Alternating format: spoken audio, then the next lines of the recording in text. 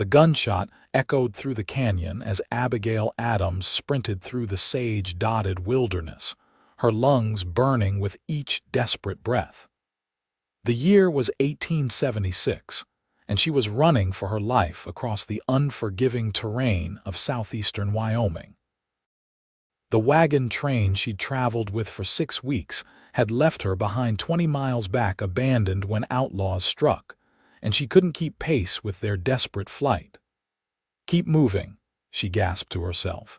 Her skirts tangled around her ankles as she stumbled over the rocky ground.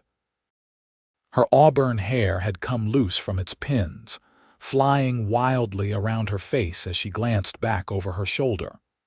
The 3 riders were still pursuing her, their horses eating up the distance between them with alarming speed. Abigail's foot caught on a hidden rock and she pitched forward, hitting the ground hard. Pain shot through her ankle as she scrambled to rise, but her leg buckled beneath her weight. Tears sprang to her eyes as she realized the hopelessness of her situation.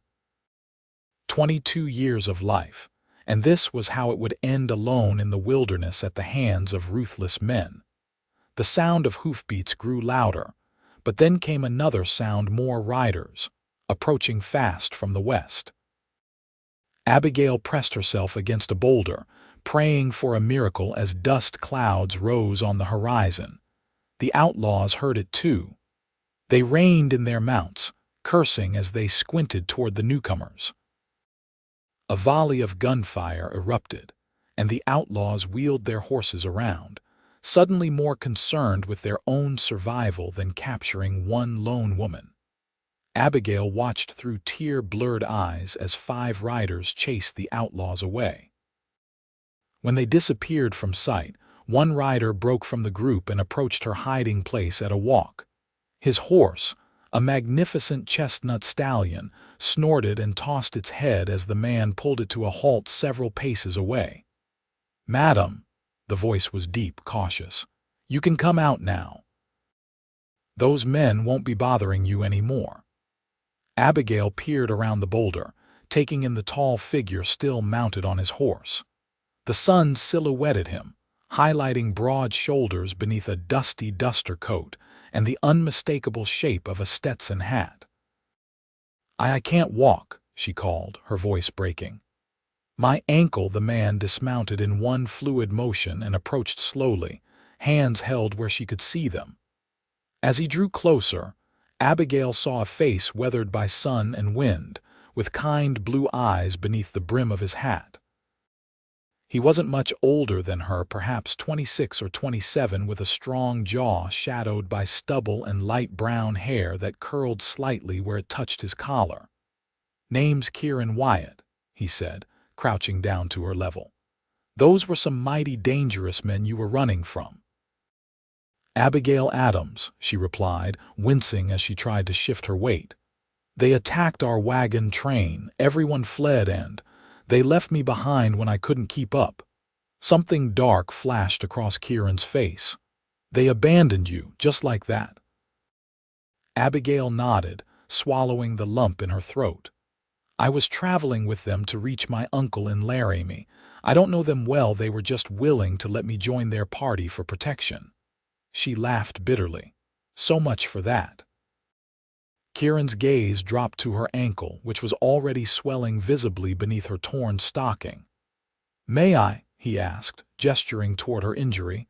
At her nod, he gently examined her ankle, his touch surprisingly gentle for hands so calloused. "Sprained, I reckon. Not broken." He looked back toward where his companions waited in the distance. "My ranch is closer than Laramie. We can get you patched up there, then sort out how to get you to your uncle's place." "Your ranch," Abigail repeated, relief washing over her. Kieran nodded. "Just outside of Wyatt. Small town, but good people." He stood and whistled sharply. His horse approached without hesitation, nuzzling his shoulder. "Think you can ride if I help you up?" Yes, thank you." With careful movements, Kieran helped Abigail to her feet, supporting her weight as she hobbled to his horse. Her face flushed hot as his hands circled her waist to lift her into the saddle. "I'll walk alongside," he said, gathering the reins. "It's not far." As they moved across the open plain, Kieran's companions rode ahead to scout, leaving the two of them at a slower pace. Abigail studied her rescuer as he walked beside the horse, his stride even and unhurried despite the scorching afternoon sun. He'd slowed his own journey without complaint to accommodate her injury, a kindness she hadn't expected after being so callously abandoned by others. "Why did you help me?" she asked suddenly. Kieran glanced up, squinting against the sunlight. "What kind of man would I be if I didn't?" The simple answer settled over Abigail like a warm blanket. For the first time since the attack, she allowed herself to feel safe, watching the back of the cowboy who had slowed down to walk beside her when everyone else had ridden away. As the sun began its descent toward the western horizon, the outline of buildings appeared in the distance. A weathered sign welcomed visitors to Wyatt, Wyoming territory, population 143. The small town consisted of a main street lined with wooden storefronts, a church with a modest steeple, and scattered homes radiating outward. Kieran led them past the town and onto a dirt road that wound through grassland dotted with cottonwoods. After another mile, a ranch house came into view, a sturdy two-story structure with a wide porch and outbuildings nearby. A corral held several horses, and smoke rose lazily from the stone chimney. "Welcome to the Triple W," Kieran said with a hint of pride. "It's not much, but it's home." As they approached, a middle-aged woman emerged from the house, wiping her hands on her apron. Her gray-streaked hair was pulled back in a tidy bun, and her weathered face creased with concern when she spotted Abigail on Kieran's horse. "Good heavens, what happened?" she called, hurrying down the porch steps. "Trouble with McTavish's gang, Mrs. Holbrook," Kieran explained as he helped Abigail dismount, supporting her as her good foot touched the ground.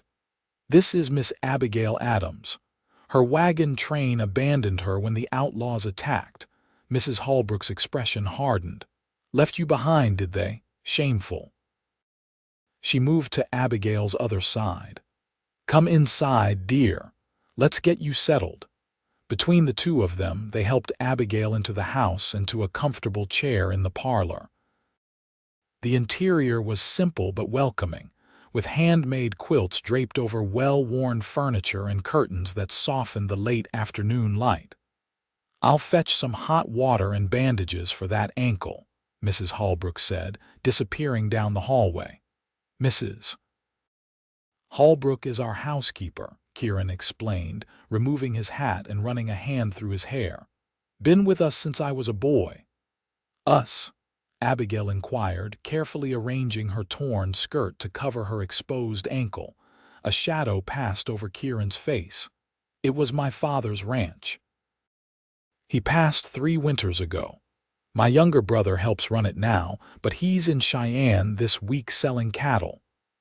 Mrs. Holbrook returned with a basin of water, clean bandages, and a jar of pungent-smelling salve. With practiced efficiency, she removed Abigail's boot and stocking, clucking sympathetically at the swollen ankle. "It'll be tender for a while, but with rest you'll mend," she said as she wrapped the ankle firmly. "You're welcome to stay until you're healed enough to travel." "That's very kind, but my uncle is expecting me," Abigail replied, though the thought of continuing her journey filled her with dread.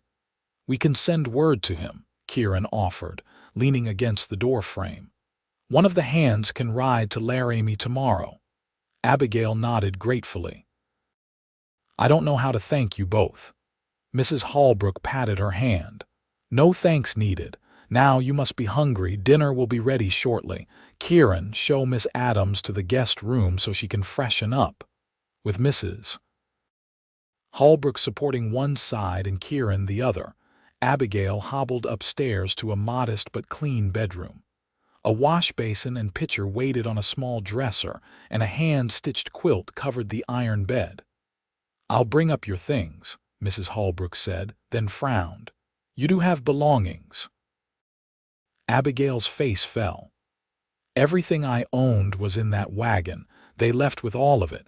Kieran's jaw tightened, but Mrs. Holbrook simply nodded. "I'll find you something suitable to wear. Don't you worry." After they left, Abigail washed the dust from her face and arms with the cool water in the basin. The mirror above the dresser reflected a young woman she barely recognized, hair tangled, face smudged with dirt and tear tracks, eyes wide with lingering fear. She did her best to tidy her appearance before there was a soft knock at the door. Mrs. Holbrook entered with a folded dress and other necessities. "These might be a bit large, but they'll do until we can get you proper clothes." Dinner was a simple affair of roast beef, potatoes, and fresh baked bread, but to Abigail it was a feast. As the evening progressed, she found herself warming to Kieran's quiet strength and Mrs. Holbrook's motherly concern. For the first time since leaving her home in Boston after her parents' death, Abigail felt a sense of belonging. That night, lying in the unfamiliar bed listening to the distant howl of coyotes, Abigail thought about the strange twist of fate that had brought her here. She had lost everything she owned, yet somehow felt richer than before. Her last conscious thought before drifting off to sleep was of Kieran's steady presence as he walked beside her when she couldn't go on alone. Morning light streamed through the curtains when Abigail awoke. For a moment, she didn't recognize where she was, then the events of the previous day came rushing back. She sat up carefully, testing her ankle. It still throbbed painfully, but the swelling had subsided somewhat. A soft knock preceded Mrs. Holbrook's entrance with a breakfast tray. "Good morning, dear. Thought you might appreciate breakfast in bed today. Give that ankle more time to rest." "You're too kind," Abigail said, accepting the tray of eggs, bacon, and coffee. "Nonsense. It's nice having another woman around." Mrs. Holbrook busied herself opening the curtains wider. "Kieran's already sent word to your uncle. Should hear back in a day or two." "Is Mr. Wyatt around?" Abigail asked, trying to sound casual. Mrs. Holbrook's eyes twinkled. "Already out with the cattle, but he asked after you before he left. Said he'd come check on you at midday." She headed for the door. "I've laid out some mending if you get bored. Thought you might like something to occupy your hands." Abigail spent the morning propped up in bed with the mending, grateful for the distraction. Around noon, heavy footsteps in the hallway announced Kieran's return. He knocked gently before entering, hat in hand. "Madam," he greeted her with a nod. "How's the ankle today?" "Better, thank you," she replied, suddenly aware of her borrowed nightgown and hastily braided hair. "Though I fear I'm imposing terribly." Kieran shook his head. "No imposition. Ranch is quiet these days." He shifted his weight, looking uncomfortable. "I wanted to let you know we spotted your wagon train." Abigail's heart leapt. "You did? Are they safe?" "They're camped about 15 miles north, seem to be waiting out the danger." His expression darkened. "They didn't send anyone back for you." The words struck her like a physical blow. "Oh. I sent 2 of my men to tell them you're safe," Kieran continued. "Thought they might want to know." "Thank you," Abigail said quietly, "though I doubt they spared me much thought once they fled." Kieran's blue eyes held hers. "Their loss." The words were simple but said with such conviction that Abigail felt her cheeks warm. "I'll have Mrs. Holbrook bring up your lunch. Rest that ankle."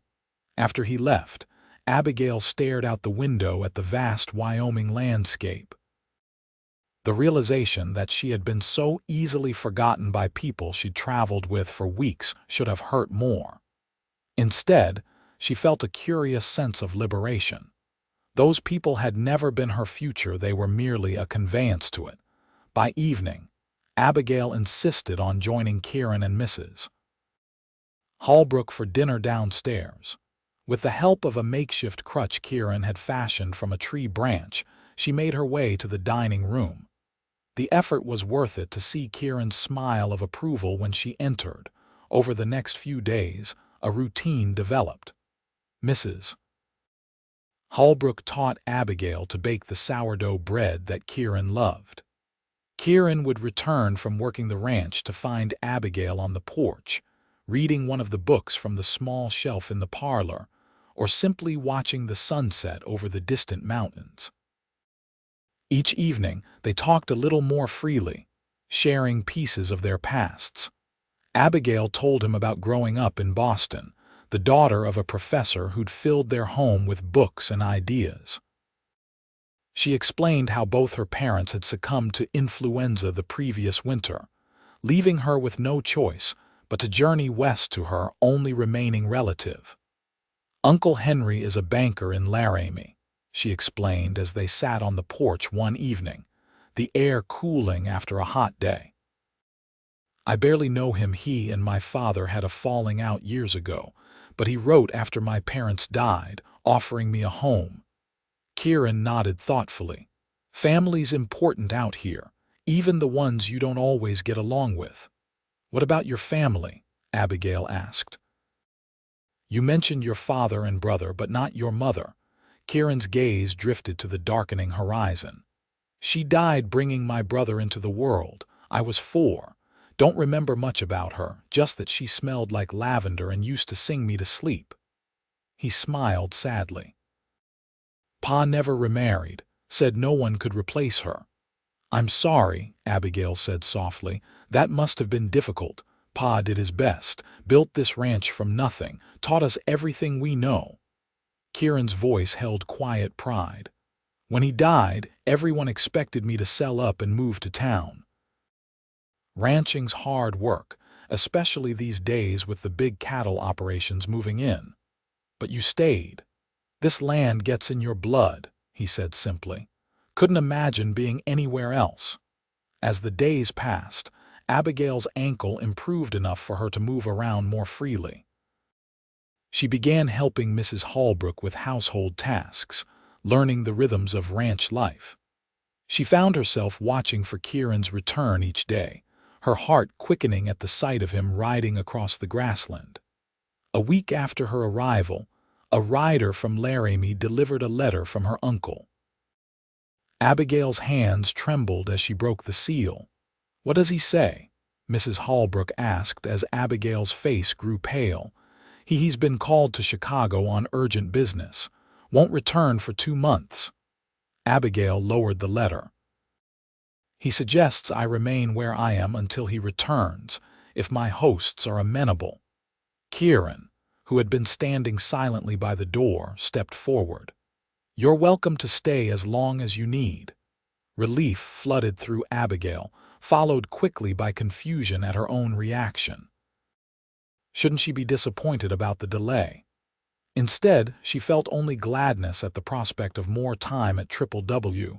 "Thank you," she said, meeting Kieran's steady gaze.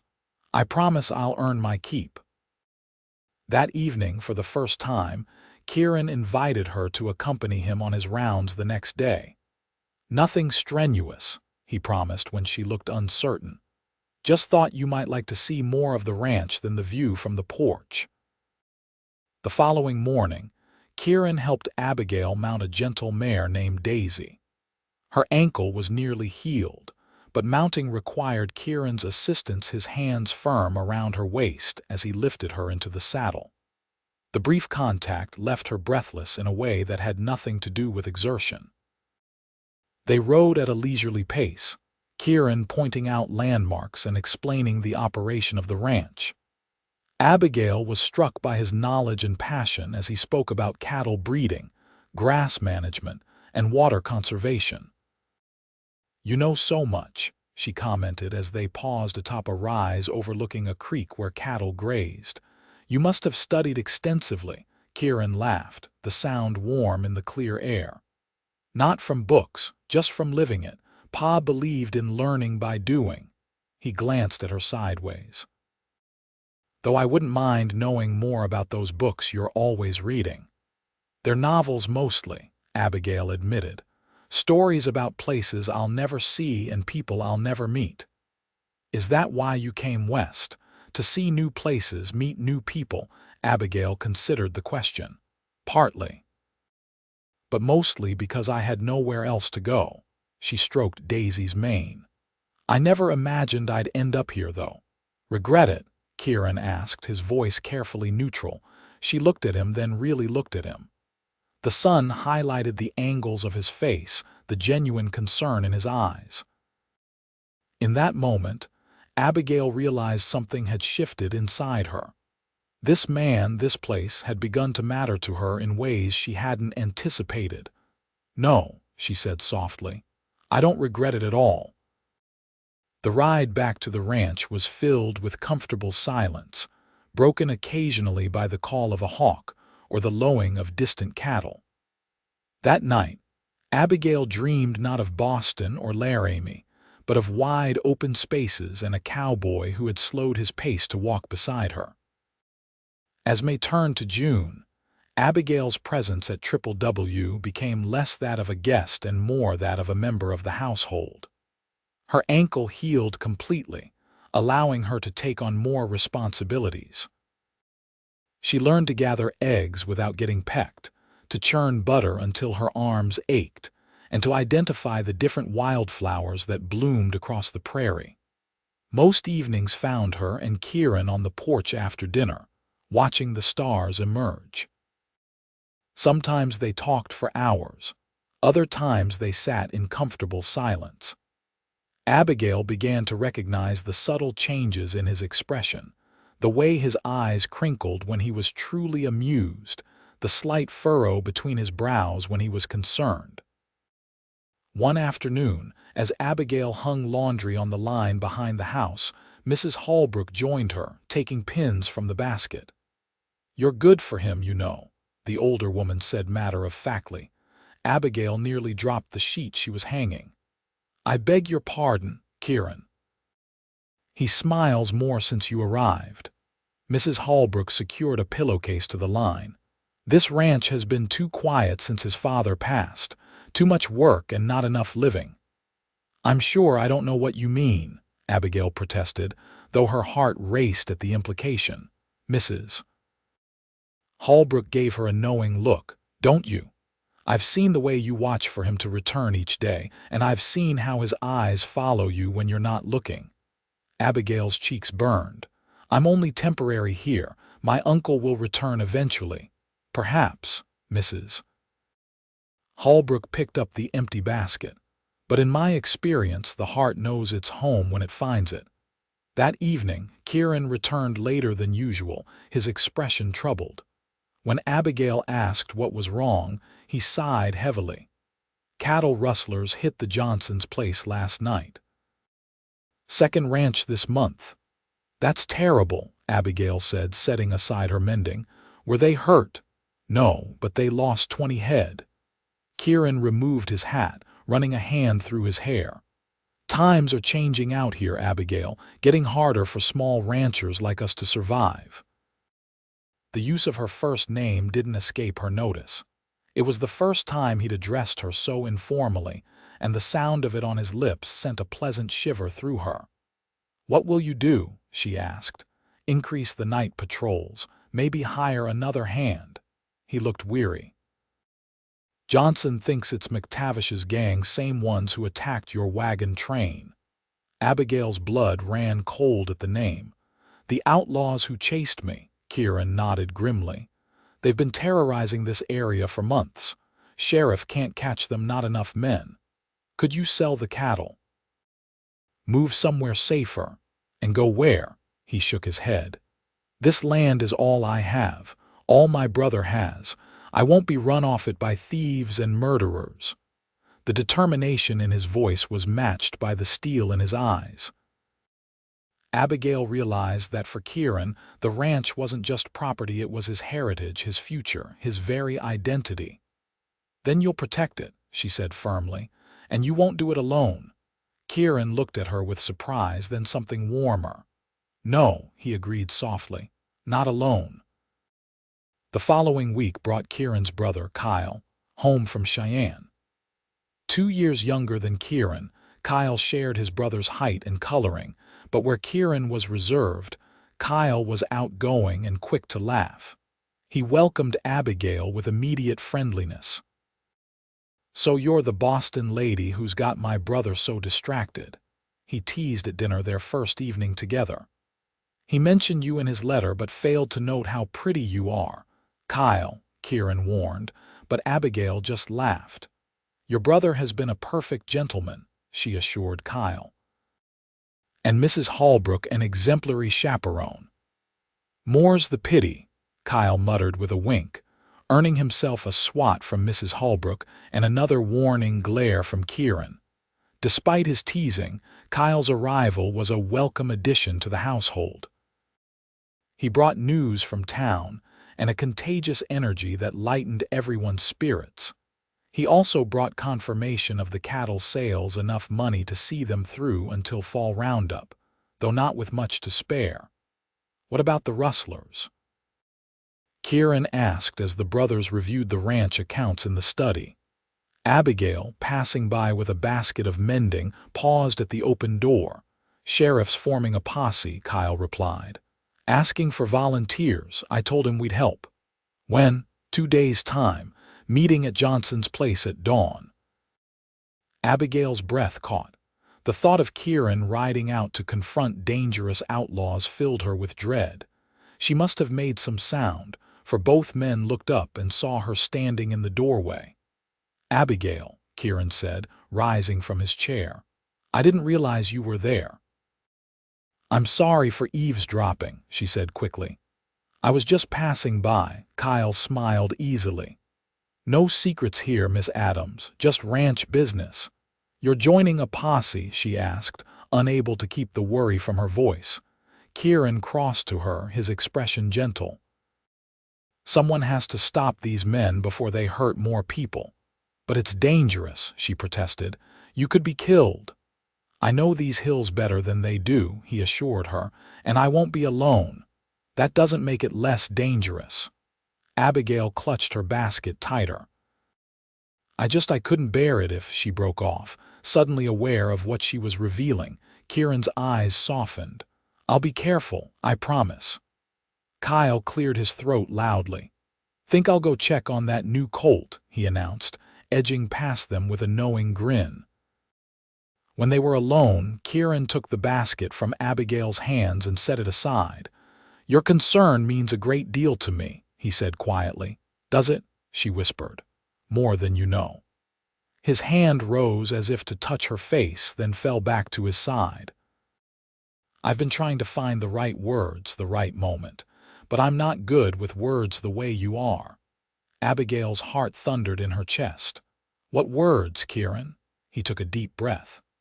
"Words to tell you that these weeks with you here have been the happiest I can remember. That the thought of you leaving for Laramie feels like losing part of myself." Joy surged through Abigail, bright and overwhelming. "I don't want to leave," she admitted. "I've never felt like I belonged anywhere the way I belong here. With you." Kieran's hand came up again, this time completing its journey to cup her cheek. "When I saw you that day, hurt and scared but still fighting, I knew you were someone special. Every day since has only proven me right." "I thought my life was over when they abandoned me," Abigail said, leaning into his touch. "But it was just beginning." Kieran stepped closer, his gaze dropping to her lips. "Abigail, may I?" "Yes," she breathed, and his mouth found hers in a tender kiss that promised everything her heart had begun to hope for. When they finally drew apart, Kieran rested his forehead against hers. "I still have to ride with the posse," he said softly. "I need to keep this place safe for us if you'll stay." "I'll stay," she promised. "Just come back to me." For 2 days, Abigail lived with the knot of fear in her stomach as preparations for the posse continued. Kieran and Kyle cleaned their rifles, checked their ammunition, and discussed strategy with the ranch hands who would accompany them. Abigail kept busy helping Mrs. Holbrook prepare food for the men to take, trying not to think about the dangers they would face. The evening before they were to leave, Kieran found Abigail in the garden, ostensibly picking tomatoes but really seeking a moment of solitude to gather her composure. "There you are," he said, approaching quietly. "I've been looking for you." Abigail straightened, brushing dirt from her skirt. "Just gathering the last of the ripe ones before they spoil." Kieran took the basket from her and set it on the ground, then reached for her hands. "I have something for you." From his pocket, he withdrew a small object and pressed it into her palm. It was a simple silver ring with a tiny blue stone that caught the fading light.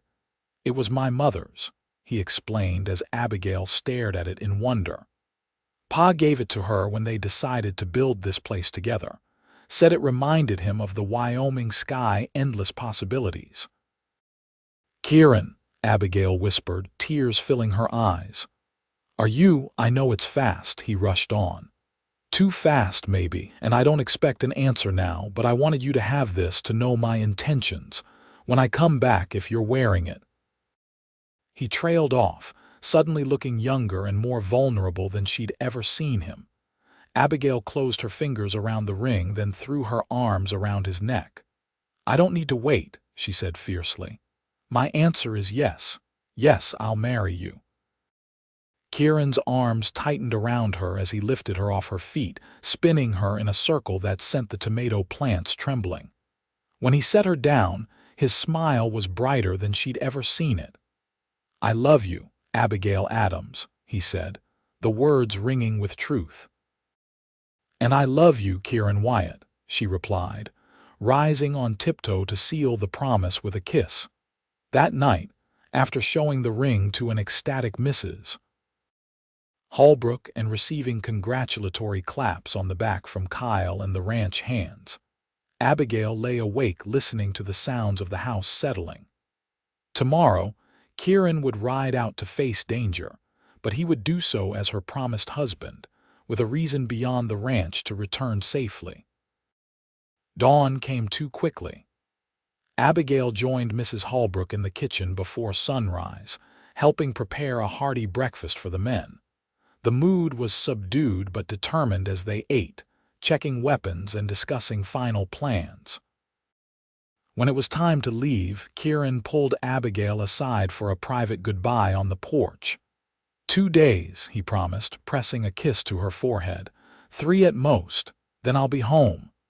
"I'll be waiting," she said, struggling to keep her voice steady. "Be careful." His fingers brushed the ring now adorning her left hand. "I have every reason to be." Abigail stood on the porch long after the riders disappeared from sight, the silver ring a comforting weight on her finger. Mrs. Holbrook eventually joined her, a shawl draped over her shoulders against the morning chill. "They'll be fine," the older woman said, though her own eyes betrayed her concern. "Those boys know what they're doing."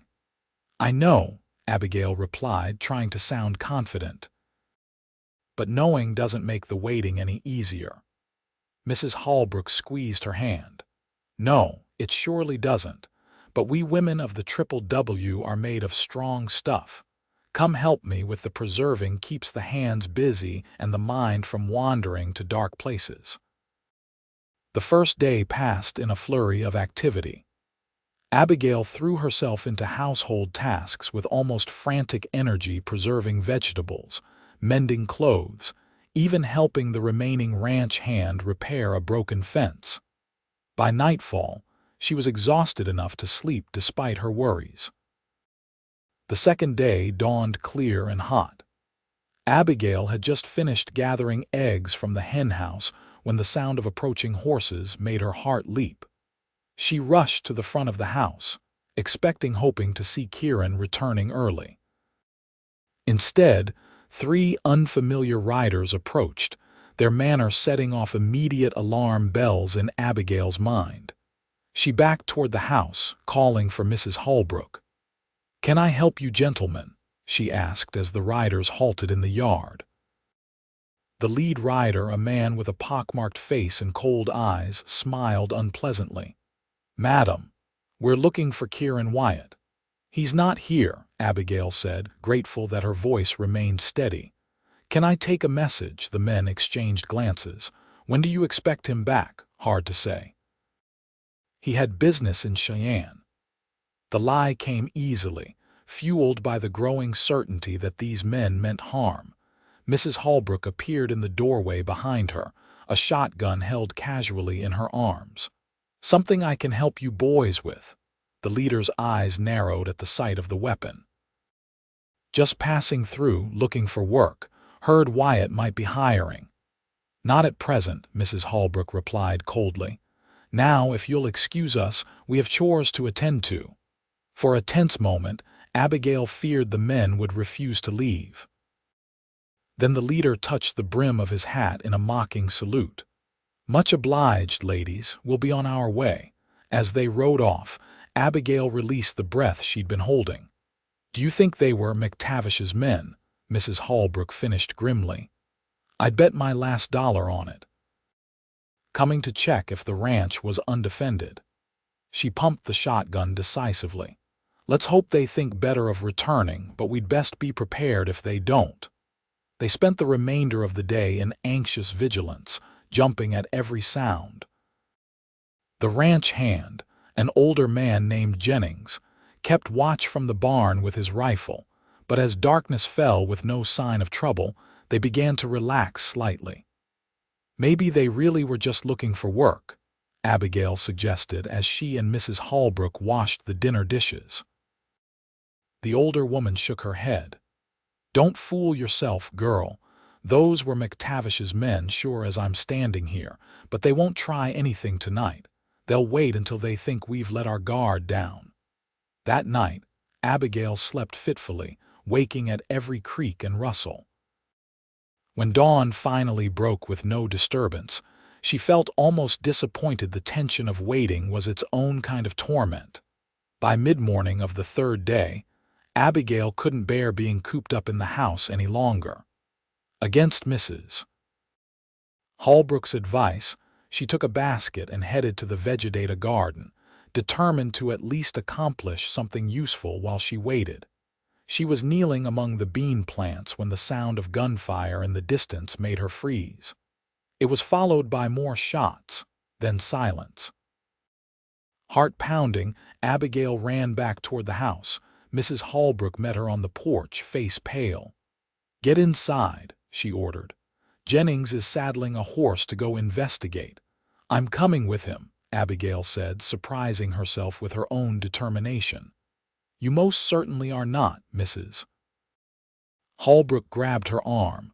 "Kieran would never forgive me if I let you ride into danger. And I'll never forgive myself if he's hurt and I did nothing," Abigail countered, pulling free. "I can ride as well as any man." Before Mrs. Holbrook could protest further, more hoofbeats approached many horses, riding hard. Abigail turned to see a cloud of dust on the horizon, resolving gradually into a group of riders. "Get inside," Jennings shouted from the barn. "Can't tell who that is." But Abigail stood her ground, squinting against the sun.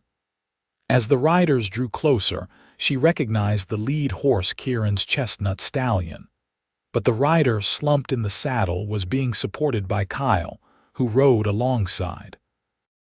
"Kieran," she whispered, then broke into a run toward them, heedless of Mrs. Holbrook's shout to wait. The riders entered the yard, Kyle calling orders to the others as they dismounted.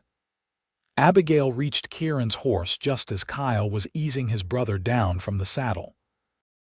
Kieran's shirt was bloodied on one side, his face pale beneath the trail dust. "He's alive," Kyle reassured her quickly. "Bullet grazed his ribs, looks worse than it is." Relief made Abigail's knees weak, but she steeled herself. "Let's get him inside." With Kyle's help, she supported Kieran into the house and up to his bedroom. Mrs. Holbrook followed with hot water and bandages, her movements quick and practiced. "What happened?" Abigail asked as they removed Kieran's shirt to reveal an angry gash along his side. "We tracked McTavish to his hideout," Kyle explained, his own face scratched and bruised. Had them cornered when Kieran spotted 3 riders heading this way. He recognized them, said they'd been part of the gang that attacked your wagon train. Abigail's hand flew to her mouth. They were here yesterday, Kyle nodded grimly. Kieran figured they might be. He insisted we split up. Most of us stayed to deal with McTavish while he and 2 others raced back to protect the ranch. He paused as Mrs. Holbrook began cleaning the wound. They intercepted the outlaws about 5 miles out. Kieran took a bullet, but they drove the men off. And McTavish? Mrs. Holbrook asked, applying a salve to Kieran's side. Dead, Kyle said flatly. Along with 2 of his men, the rest surrendered. Sheriff's taking them to Cheyenne to stand trial. Throughout the explanation, Kieran had remained silent, his jaw clenched against the pain. Now he opened his eyes, finding Abigail immediately. You're safe, he murmured. That's all that matters. Hush, she scolded gently, taking his hand. Save your strength. Not hurt that bad, he protested weakly. Just lost some blood. Which is why you'll stay in that bed until I say otherwise, Mrs. Holbrook declared, finishing the bandaging. Kyle, help me get some broth from the kitchen. This boy needs fluids. When they were alone, Abigail perched carefully on the edge of the bed.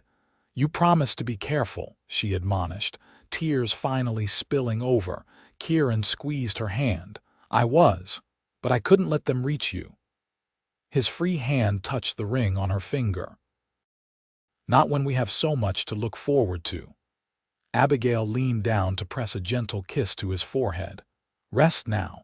I'll be right here when you wake up. Recovery was slow but steady. Kieran chafed at the confinement, but Abigail kept him entertained with books and conversation. She read to him from her favorite novels, delighting in his thoughtful questions and observations. In turn, he taught her more about ranching, using maps and sketches to explain his plans for improving the Triple W. A week after the showdown with McTavish's gang, a letter arrived from Abigail's uncle in Laramie. He wrote that his business in Chicago was concluded, and he expected her to join him within the month. What will you tell him? Kieran asked as they sat together on the porch swing, enjoying the cool evening air. His arm was around her shoulders, her head resting comfortably against him.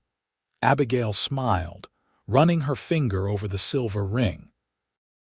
That I'm getting married to a Wyoming rancher and won't be needing his charity after all.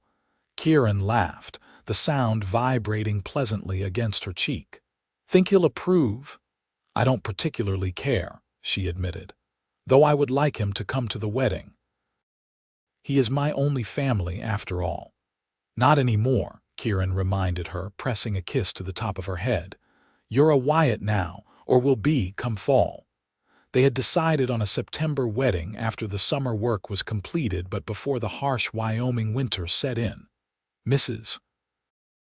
Holbrook was already planning the menu, while Kyle had undertaken to expand the ranch house to provide the newlyweds with more privacy. What would have happened? Abigail asked suddenly.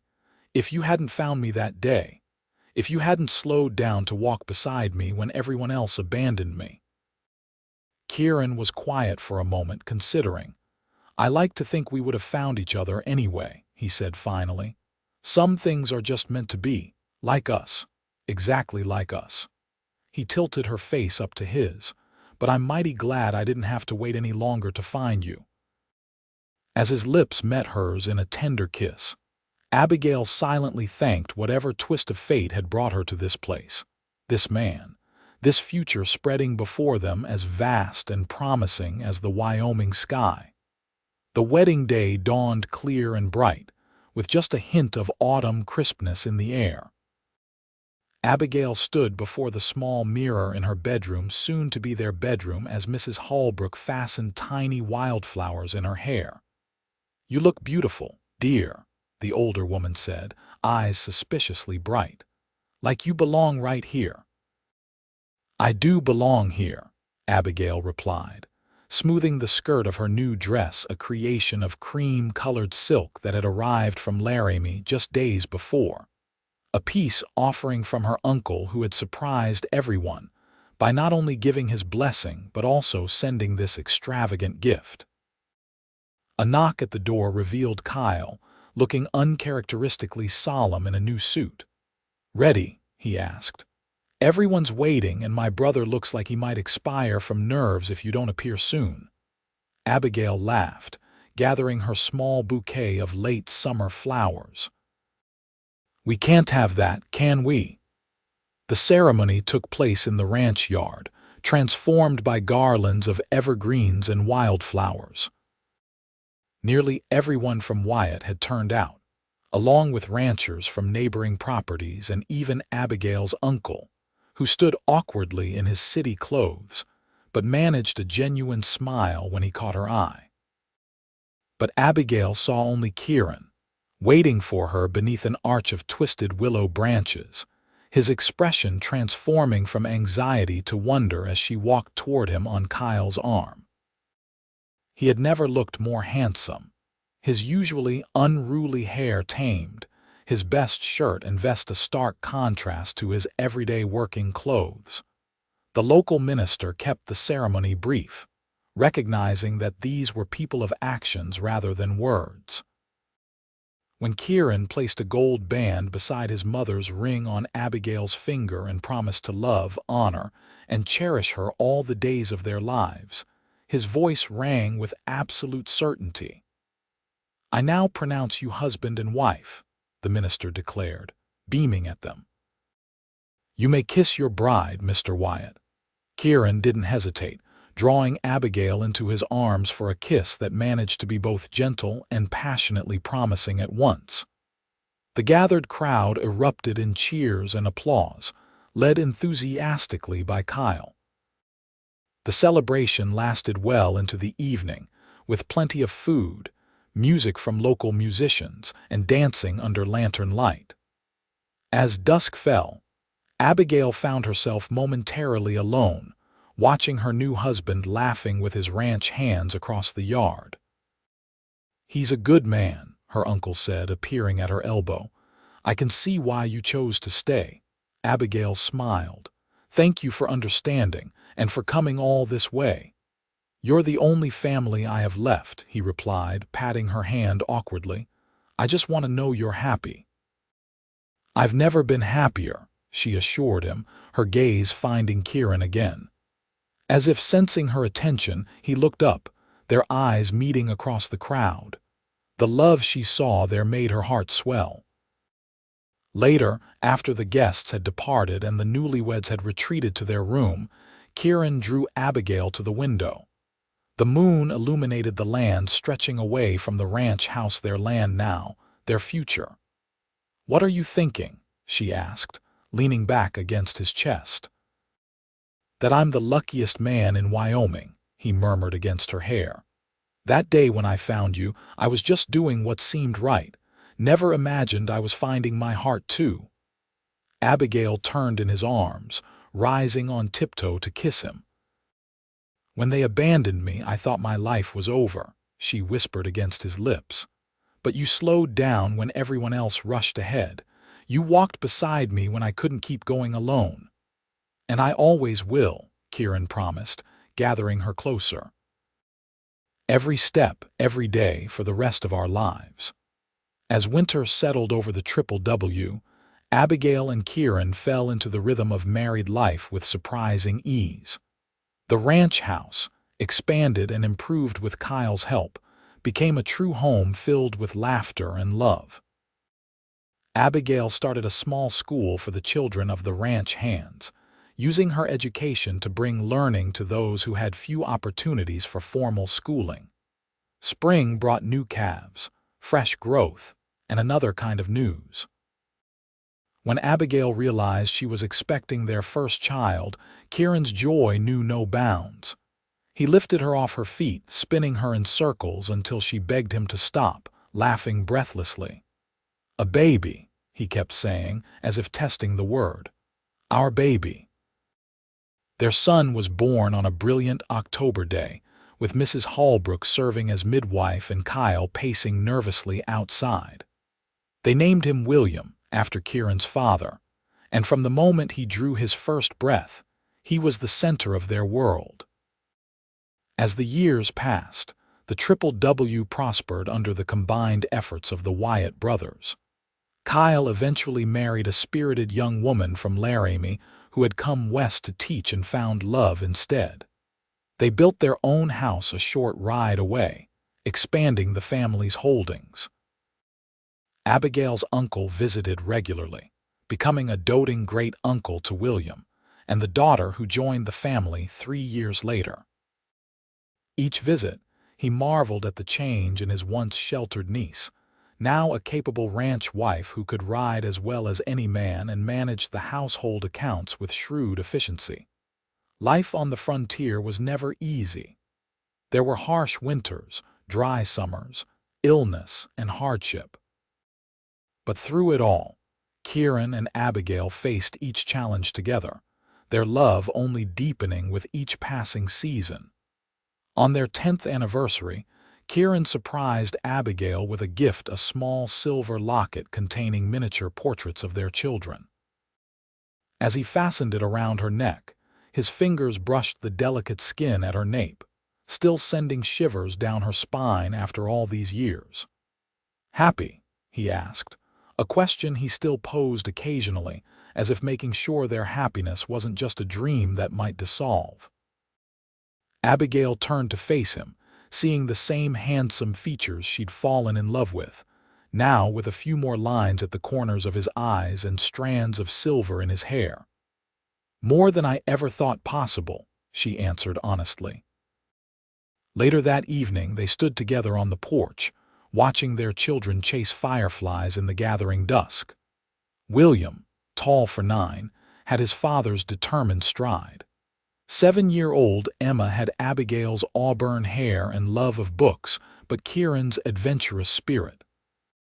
"Sometimes I think about that day," Abigail said softly, "how different everything would be if you hadn't come along when you did." Kieran's arm tightened around her waist. "I don't like to think about it, the idea of never finding you." He shook his head. "But I did find you, or you found me. Either way, we're exactly where we're supposed to be." As their children's laughter floated across the yard, Abigail leaned into her husband's embrace. The Wyoming sky stretched endlessly above them, just as it had on the day they met, full of danger and promise, hardship and joy, and the boundless love of two people who had found in each other not just a companion for the journey, but a true home.